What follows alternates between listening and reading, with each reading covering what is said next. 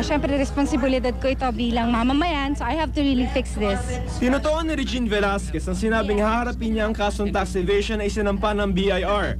Umagang-umaga pa lamang kanina nasa DOJ na si Regine para magsumite ng counter affidavit o depensa sa akusasyon ng BIR. Sinumpa ng personal ang kanyang affidavit pero tila sinadya niyang hindi magpakita sa media. Ang abogado na lamang niyang si Attorney Charito Zamora ang sumipo sa itinakdang hearing kaninang alas 2 ng hapon. April 21, kinasuhan ng BIR si Regine dahil hindi raw nito idineklara ang 3.7 milyong pisong talent fee mula sa Nestle Philippines para sa taong 2003. 7.7 milyong piso lamang ang idineklara niyang kita galing sa Viva, Maximedia at GMA Network.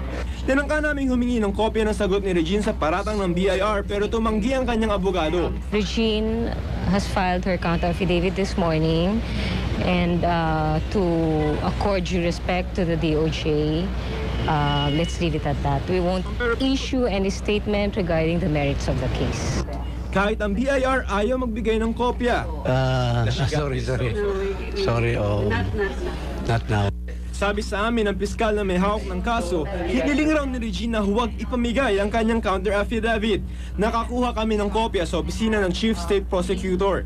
Sa kanyang counter affidavit, inamin ni Regine na nakalimutan niyang isama sa kanyang 2003 income tax return ang kinita niyang 3.7 million pesos na talent fee. Pero kinaltas na raw ng Nestle Philippines ang withholding tax na 750,000 pesos.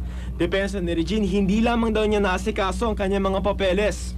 Nagkahiwalay raw kasi sila ng kanyang manager na may hawak ng kanyang mga papeles. At noong March 21, nataon naman daw na nanganak ang kanyang kapatid na si Deca kaya hindi na na-file ang income tax ng singer.